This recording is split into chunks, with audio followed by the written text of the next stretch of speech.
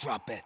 TBS FM 현재 상황 문제 파악 맥락에 집중 묵직한 질문 흔들리지 않는 중심의 축제 일구 몸쪽 꽉 찬 돌직구 쇼미더 뉴스 세상을 바라봐 어제의 뉴스가 오늘의 변화 쇼미더 뉴스 진실을 찾아봐 오늘의 뉴스가 내일의 역사 쇼미더 뉴스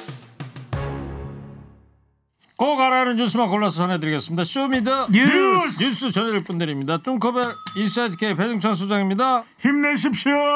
뚱블리 정상근 시사 전문기자입니다. 네, 안녕하십니까. 7일 5일 청취자께서 영탁 오빠 나온다고 그래서 지금 미국에서 로밍 켜갖고 문자 보내요. 보고 우와. 싶어요. 3시가 빨리 안 오네요. 대단하십니다. 네. 미국에서도 지금 유튜브 켜고 보시는데 근데 두 분 많은 청취자들 시청자들이 네네. 문자 보내는데 두 분한테는 관심이 거의 없으신 것 같습니다. 그래도 다들 3시만 기다리고 있어요. 네, 관심을 보이시는 게 영탁 오기 전에 뚱탁이 나왔다고 저를 또 반기시는 분들이 삼국지 동탁이요? 뚱탁. 네. 자, 여 TBS 정문 앞에 많은 팬들이 와 계시다면서요? 엄청난 팬들이 운집돼 있는데 네.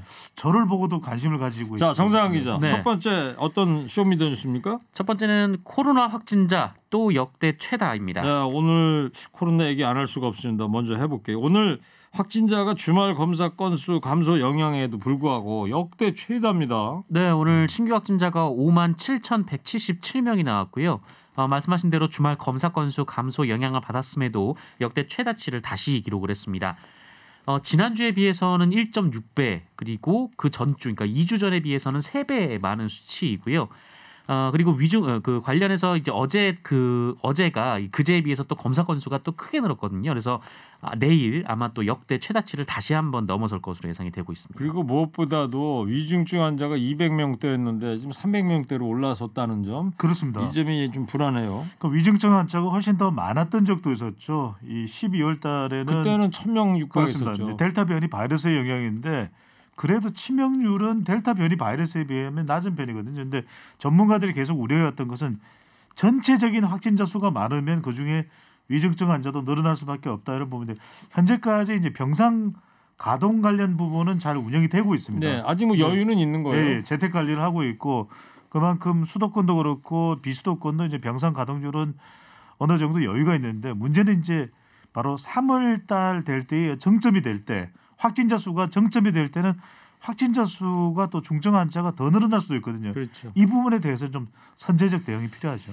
그렇습니다. 뭐 정의영 질병관리청장이 2월 말 되면 뭐 17만까지 좀 보고 있지 않습니까? 13만에서 이제 3월 초 정도 예. 정점이 되는데 전문가들의 이야기는 우리와 일본이 비슷한 오미크론 확진자 추세를 보이면서 정점이 좀 길어지는 추세가 될 수도 있다. 이런 이야기를 하고 있습니다. 그리고 미국에서는 우리나라 한국에 대한 여행 경보 요걸 좀 상향했던 것 같더라고요. 네, 미국 질병통제예방센터가 현지 시간으로 14일 우리나라를 포함해서 벨라루스, 아제르바이잔 등에 대해 이 여행 경보 단계를 4단계 이 매우 높음으로 상향을 했습니다. 미국 질병통제예방센터는 코로나19 확진자가 인구 10만 명당 500명을 초과해서 발생한 국가에 대해서 이 4단계로 분류하는데요. 이 미국에서 여행 경보를 내린 국가나 자치령이 현재 137곳이나 됩니다. 네. 자, 이런 상황입니다만 우리 정부에서는 방역 수칙을 좀 완화하는 거를 고심하고 있지 않습니까? 가장 큰 이유는 중소상공인 분들, 자영업청 분들이 그만큼 힘들 수밖에 없는 상황이잖아요. 지금 모임 인원도 6명이고 또 영업시간도 9시까지이기 때문에 이거 정말 뭐 큰 타격이거든요. 그래서 이제 김부겸 국무총리가 한 방송에 나와서 20일까지 지금 기존의 사회적 거리두기가 적용이 되고 이제 21일부터는 변경이 될 예정입니다. 다음 주 월요일부터인데 좀 검토를 해서 좀 완화돼야 되지 않겠느냐. 이제는 사회의 경제적 고통이 너무 심하기 때문에 절충하는 방안을 좀 생각해 볼 필요가 있다라는 이야기를 하고 있는데 확정을 한 건 아닙니다. 예. 그래서 조심스럽게 모임 인원을 한 8명 쪽으로 가고 그다음에 영업시간을 한 10시 정도로 완화하지 않겠다. 이거 어디까지는 검토하고 있는 내용입니다. 질병관리청의 정은경 청장도 그런 얘기를 하고 있는데 아직까지는 검토 단계입니다. 네. 지금 유튜브 문자 워낙 많이 보내주셔가지고 네네. 네. 소개를 좀 해드리고 가야 돼요.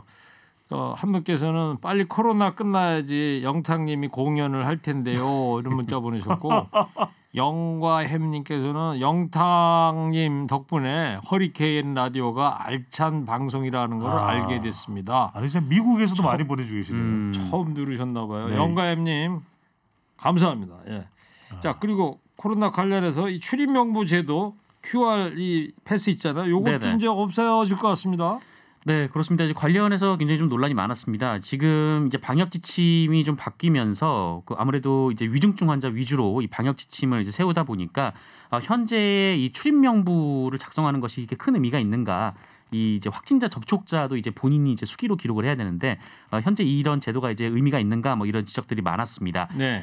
그래서 정부가 이 전자 출입 명부는 이 중단하는 방안을 검토 중이다라고 밝혔고요. 다만 이 방역 패스를 위해서 이 백신 접종을 증명하는 QR 코드 이것에 대해서는 이 당국이 계속 활용한다라는 계획을 가지고 있습니다. 그래요. 알겠습니다. 유튜브 보시는 분들은 저기 보세요. 동탕 씨. 네, 뚱탕. 예. 네. 저 파란 하트를 다들 보내고 계시죠? 네. 왜 파란 하트를 보낸지 아세요? 영탁의 상징이 블루죠. 그래서 제가 파란색 네네. 티셔츠 입고 왔잖아요. 야. 저는 파란 피가 흐르죠. 자, 우크라이나 얘기 좀 해볼게요. 네. 배 수장님. 우크라이나에서 내일이죠. 이제 16일인데 뭐 당장 전쟁이 일어날 수 있다. 전망이 나오고 있는데 지금 어떻게들 보고 있어요? 네, 이 미국과 유럽에서는 러시아가 우크라이나를 침공하는 날짜를 16일로 관측을 하고 있습니다. 내일이에요. 16일이. 네, 바이든 대통령과 이 유럽의 정상들이 이 날짜를 공유했다라고 하는데요.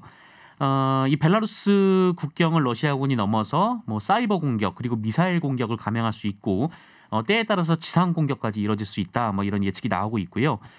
그러다 보니까 이 미국을 필두로 각국에서 이 우크라이나에 체류 중인 자국민들의 철수를 권고하고 있는 상황입니다.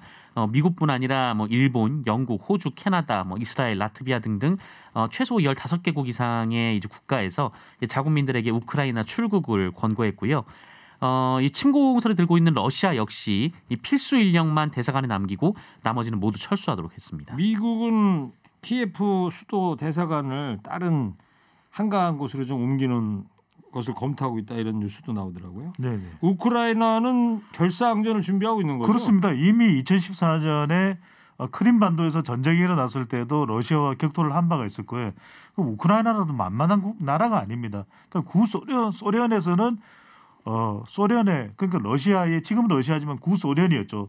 더 넓은 영토를 차지하고 있던 소련의 또 일부분이 주요 국가가 그렇죠. 우크라이나 영토거든요. 우크라이나가 유럽의 빵 공장이라고 그래서 그렇습니다. 곡창지대고요. 네, 우리 네. 대한민국하고 북한 합친 그 면적의 3배예요. 그럼요. 66만 제곱. 그리고 이제 크림 반도부터 시작을 해서 전략적 요충지가 바로 이 우크라이나기도 한데 우크라이나의 대통령이 바로 유명 코미디언 출신의 젤렌스키입니다. 미국의 지원을 상당히 많이 받고 있는데 결코 수십만 명에 달하는 국방 또 군대를 두고 있기 때문에 만만치가 않습니다. 네. 근데 한쪽에서는 이렇게 결사항전 얘기하지만 또 한쪽에서는 러시아 뜻에 따르겠다 이런 당국자의 발언도 나와서 지금 파장이 일고 있어요. 네, 그 영국 주재 우크라이나 대사가 이 BBC와의 인터뷰에서 한 발언인데요. 우크라이나 정부가 러시아와 전쟁을 피하기 위해서 이 북대서양 조약기구 가입 추진 정책을 포기하는 방안도 고려 중이다. 이런 메시지를 냈습니다. 이 대사의 얘기는 이 우크라이나는 많은 양보를 할 준비가 돼 있다라는 거였는데 하지만 이 우크라이나 당국에서는 관련돼서 뭐 맥락에 어긋난 보도다 이렇게 반박을 했고요. 그리고 젤렌스키 대통령 측도 나토 및 유럽연합 가입은 우크라이나의 최우선 과제다 이렇게 또 선을 그었습니다. 네. 근데 배 수장님, 러시아는 왜 우크라이나하고 전쟁을 하려고 그러는 거예요? 방금 전에 이제 정상근 기자의 이야기를 설명을 조금 더 덧붙이게 되면은 우크라이나가 또 슬라브 민족이 상당수 인구에 포함이 돼 있어요. 그건 러시아와 같은 민족이죠. 그러다 보니까 일부 지금 우크라이나 내부에서는 러시아와 상당히 가깝습니다. 서로 왕래도 하고 있고. 그러니까 친러시아의 성향이 있는 사람들도 상당히 있는 거죠. 이들은 러시아에 대해서 우호적인데 러시아가 왜 우크라이나와 전쟁을 하려고 하는가 한 3가지 이유가 있습니다. 첫 번째는 안보상의 이유인데 앞서 이제 정상 기자가 이야기했던 대로 우크라이나가 나토에 가입을 하겠다. 나토가 뭡니까? 북대서양 조약기구라는 것이 러시아를 견제하는 거예요. 그 러시아가 푸틴 대통령이 이걸 가만히 보고 있을 수가 없죠.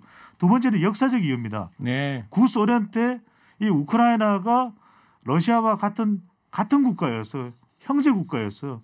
그런데 지금 러시아로부터 등을 돌리려고 하니까 푸틴 대통령이 역사적으로도 아니 하나의 나라인데 말이 돼? 가만히 둘 수가 없는 거. 마지막 경제적 이유입니다. 경제적 이유가 러시아가 우크라이나를 압박하게 되면 어떻게 됩니까? 천연가스 가격이 올라가죠. 또 유가가 올라가니까 가뜩이나 경제적으로 안 좋은 러시아 오펙 플러스의 주도 국가 아니겠습니까? 예. 그만큼 경제적으로 이득이 된다 이렇게 보는 거죠. 알겠어요. 우리 정부도 비상사태 지금 들어가 있는 상황입니다. 말씀드리는 순간에 영탁 씨가 저 스튜디오 밖으로 막 입장을 했네요. 네.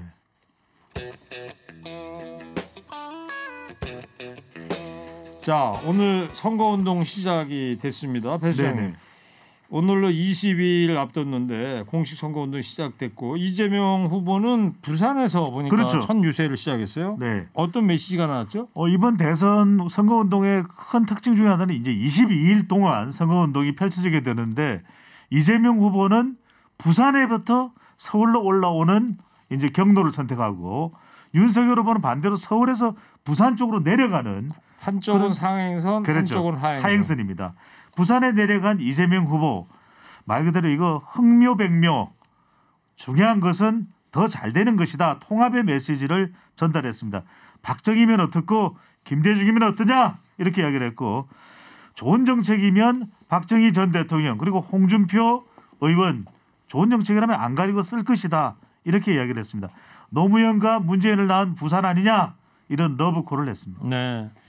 자, 유승민 국민의힘 전 의원을 내각에 기용할 수도 있다는 얘기까지 나왔습니다. 네, 이 얘기는 이재명 후보의 측근으로 분류되는 이 민주당 총괄 특보단장인 정성호 의원의 발언인데요.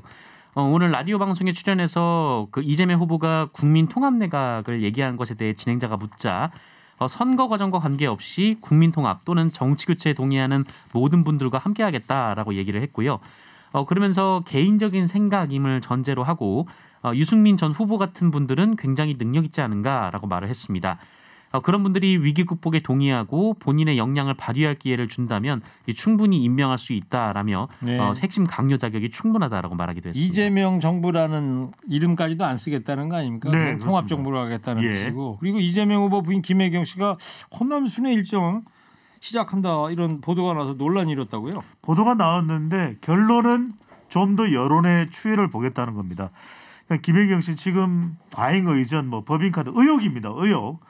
논란이 있기 때문에 여러 가지로 여론에 부담이 되고 있고 대선에 이재명 후보 지지율에도 악영향을 준다 이런 분석까지도 나왔는데 그래도 호남 활동을 재개할 것이라는 보도가 나오기도 했습니다. 우상호 의원도 그런 김혜경 씨 활동에 대해서 힘을 실어주는 발언도 했었는데 국민의힘에서 상당히 또 반발하고 있고 민주당 내부에서도 좀 더 신중하게 검토할 필요가 있는 것 아니냐 이런 이야기가 나오면서 배우자 이재명 후보의 배우자인 김혜경 씨의 호남 순회 일정은 여론을 좀 더 지켜본 뒤에 결정을 하겠다로 바뀌었습니다. 네. 문자 한번 더 소개해드리고 가야 될 것 같아요. 네. 워낙 많이들 보내서 오늘 많은 청취자분들께서 오늘 3시가 오긴 와요. 시간 안 가서 미치는 것 같아요. 자 여러분 영탁 씨 밖에서 준비하고 있습니다.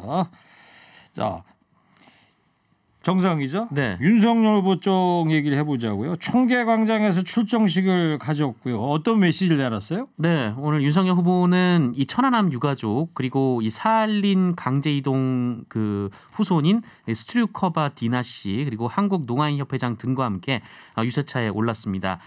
이 자리에서 국민 여러분께 이 국민의 뜻을 받들어서 정권 교체를 하겠다라고 얘기를 했고요. 이번 대선은 부패와 무능을 심판하는 선거이자 대한민국을 하나로 통합하는 선거다라고 말했습니다. 그러면서 민주당 정부가 국민을 고통으로 몰아넣고 이 철진한 이념으로 국민을 갈라쳤다라며 내로남불이라고도 비판했습니다. 그리고 윤석열 후보가 안치환 씨의 그 신곡 있잖아요. 여기에 네. 대한 입장을 직접 얘기하기도 했어요. 그렇습니다. 민중 가수 안치환 씨가 신곡을 냈는데 이 신곡의 이름이 이 신곡의 앨범 제목이 곡 제목이기도 하죠. 마이클 잭슨을 닮은 여인이다. 근데 이 앨범에 그림이 삽입되어 있는데 그 그림이 지난번 기자회견을 통해서 사과를 했던 윤석열 후보의 배우자죠. 김건희 씨의 모습으로 보이는 그림이 들어가 있습니다. 예. 그러니까 김건희 씨를 비하하기 위한 그런 곡 내용이 담겨 있는 것 아니냐 이런 해석이 가능한데 가사 내용도 얼굴 여러 번 바꾼 정신 없는 거니 이렇게 나오는데 얼굴 여러 번 바꾼이 이제 마이클 잭슨에게도 해당이 될 수 있거든요. 성형 수술로 의미하기 때문에 여기에 대해서 윤석열 후보가 격앙됐습니다. 어이없다. 아내 엽기적 저급한 공격받아서 너무 아내에게 미안하다. 호사가 음해에 시달린 마이클 잭슨의 참담함을 이해한다. 인류애를 되새겨야지 명예에 누되지 않기를 원한다. 격앙했습니다. 그래요.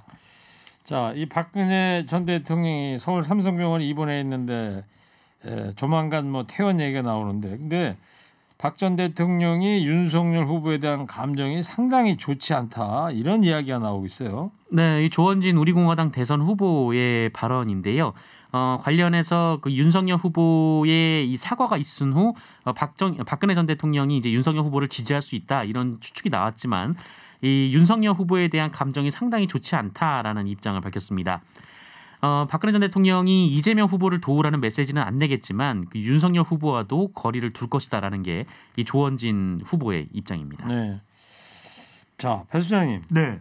지금 단일화 얘기는 어떻게 되고 있는 거예요? 아이고, 두 글자입니다. 답보, 뭐 평행, 팽팽, 뭐 뭔가 진전된 내용이 나오고 있지 않습니다. 그러니까 윤석열 후보 쪽으로 이제 공이 넘어가 있는 상태거든요. 국민 여론조사를 받아들이느냐 아니면 통건 담판을 통해서 안철수 후보를 끌어들일 수 있는 뭔가 제안이 되느냐 아니면 그대로 결렬이 되느냐 아직까지는 구체적인 내용이 나오지 않는 답답입니다. 네.